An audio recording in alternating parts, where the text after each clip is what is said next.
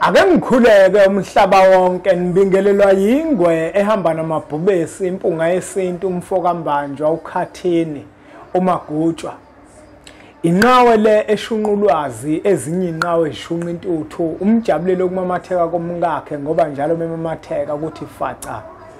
Umshana wakofuze fulele omashiya amahle sengathi azoshumayela umzukulu kaMdumo kaThumla Tshatatsha kaPheshe kaMaguyane kaVaphi kaNokhonjo.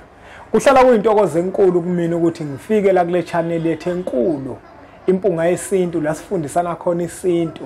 Sikhumbuzisane inyathuko yesintu eyayihamba okhokho bethu. La sikhona siKwaZulu Natal eMphelandaba enkabeni yeTheku.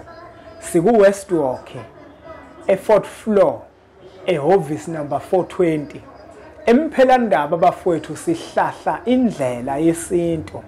Emphelandaba mawuze khona awuzili ukuzohlolelwa kodwa uzohlahlelwa indlela yesintu. Emphelandaba ufika nenkinga uyibeke phezulu kwentafula.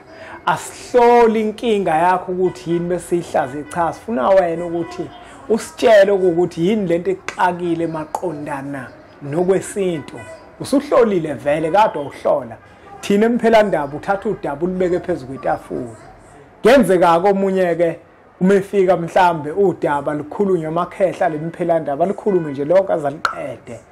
Kodwa ungabeke wena usutshela omunye ukuthi hayi mawufika Emphelandaba uyazithulela nje impunga yesintu sitshela ukuthi uze ngani ngoba abantu abefani nenhlanhla yabantu ayifani. Omunye uyaba nenhlanhla umefika Emphelandaba udaba lakhe sivele singene kulona nje silikhulume nje siliqede lonke imibuzo simphendule yonke imibuzo abethu uzoyibuza engakayibuzi. Kuyinhlanhla yakhe ke naye lokho kusuke kuziqondanele. Uyabona manje musa ke wena ke kwenzeke njalo kwaqondana kuthina usutshela omunye umuntu ukuthi hama ufike Emphelandaba impunga yesintu iyahlola yahloli thina kodwa ufika nenkinga obhekene nayo ngokwesintu bese siyakunika umhlahlandlela. Sike 4th floor ke ehhovisi number 420 eWest Walk. Uma ukude futhi siyakwazi ukuthi ngokocingo sikhulume ngokocingo. Ungazi usondele eduze mhlawumbe ugibele ngemali eziningi siyakwazi ukuthi sixoxe. Kodwa mawufuna ukuthi uhlale phansi nempunga yesintu uyakwazi futhi ukuthi ufike ngokushaya zona inombolo lezi ayikho inkinga. Namuhla bafowethu ngifisa sibuke iphupho kunephupho engifisa ukuthi silibuke namhlanje elibalekile kakhulu. Lephupho leli liyinto eyodwa kodwa lisho izinto eziningi ezahlukene. Kunomuntu othola ukuthi uzoziphupha ekenciweni elidala ababehlala kulona kubo kodwa sebathutha kulo baya kwenye indawo kodwa kakazi aziphuphe la sebehlala khona uziphupha besale emuva emanxiweni amadala. Lo muntu uzothola ukuthi uphupha esekhaya elikhulu noma esenxiweni akusahlali umuntu mhlambe kwesinye isikhathi kusahlalwe ekhaya elikhulu kodwa yena useululile umuzi akakazi aziphuphe la esehlala khona kodwa uziphupha ngaso sonke isikhathi esekhaya elikhulu. Bese kuzoba khona umuntu othola ukuthi sebathutha kwasalingciwa bakha kwenye indawo kodwa akakazi aziphuphe ekule ndawo esebakhe kuyo uhlala ngaso sonke izikhathi eziphupha esenxiweni. Bese kuphinde kuzoba khona umuntu othola ukuthi lo muntu lo ukhulele komalume bakhe. Umekhulela komalume bakhe uyise wamhlenga.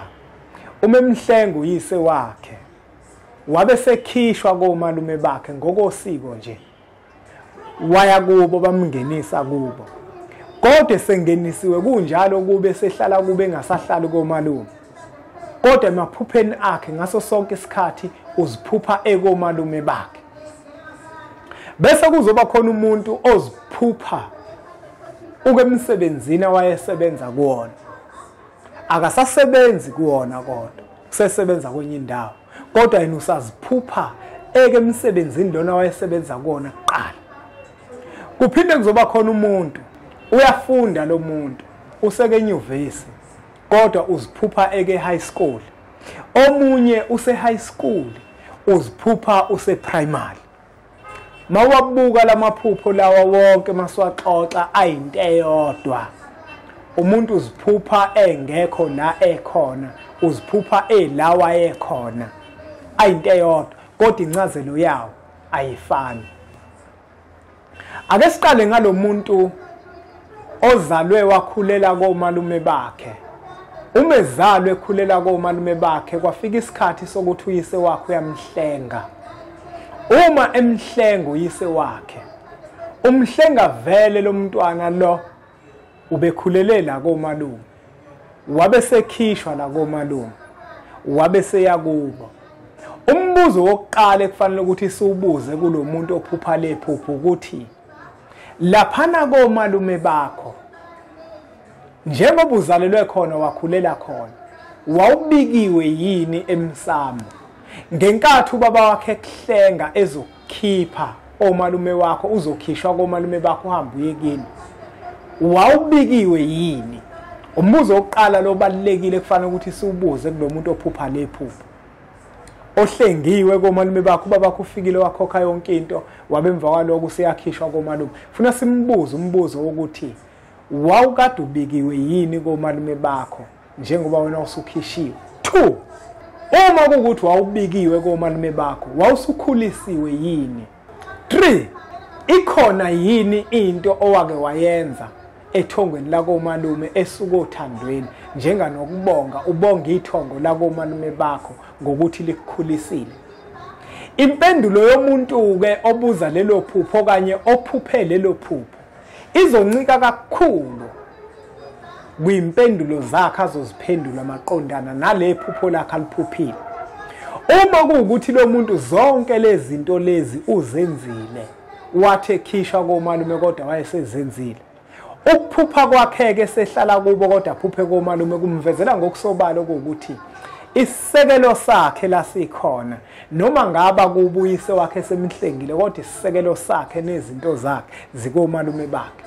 Kanti uma kuukuthi waphuma komalume bakhe ubaba wakhe wamhlenga engabikiwe komalume engakaze futhi alibonge ithongo ngokumkhulisa, usuke ekhonjiswa ukuthi komalume bakho kunezinto ezikhalelekayo kuwe ngale kwesisekelo. Ingakho ngithi kufanele ukuthi lowo muntu ayiphendule lemibuzo okuthi wabikwa ikhonani into ake ayenza.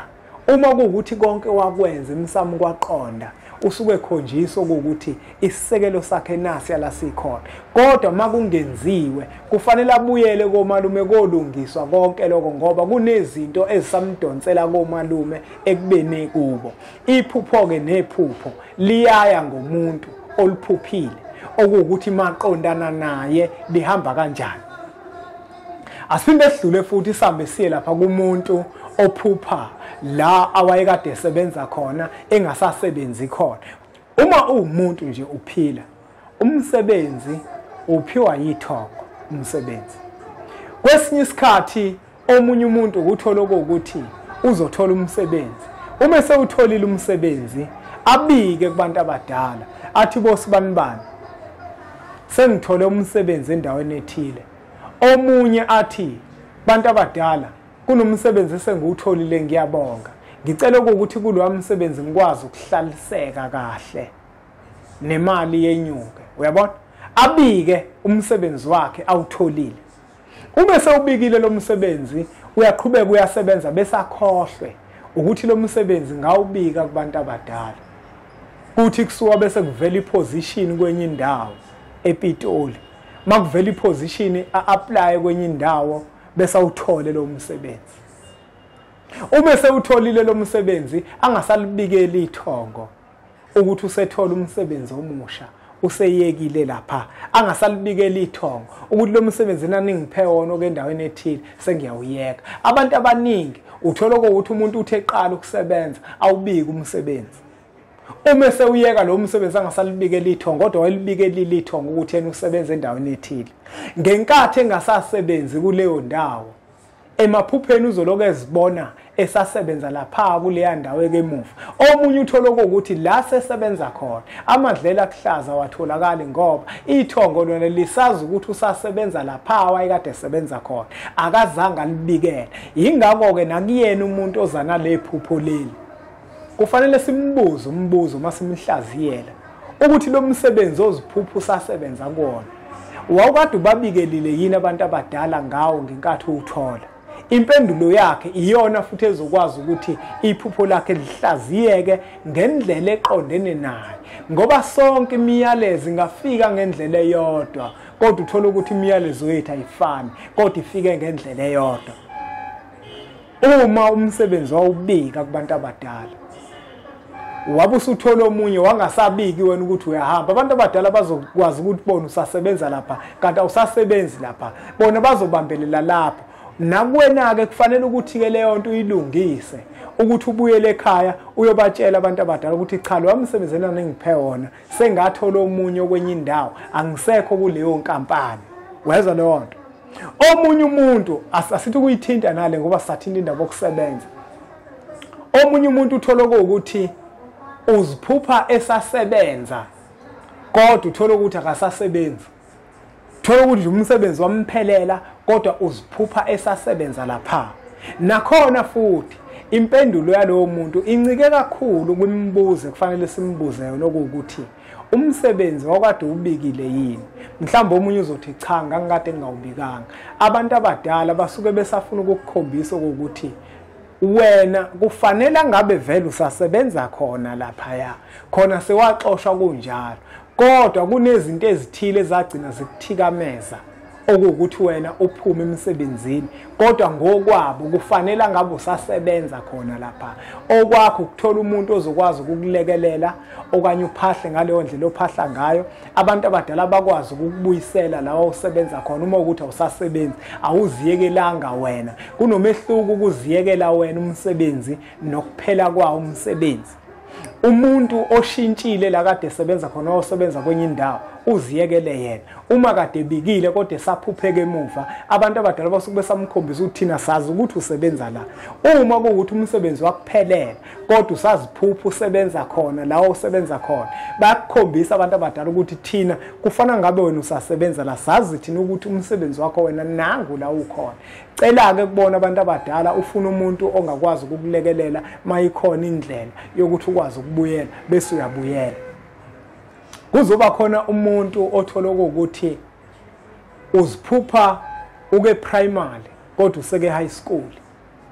Nalo futhi lephupho bafethu yabona amaphupho bafethu ayinto ejulile kakhulu.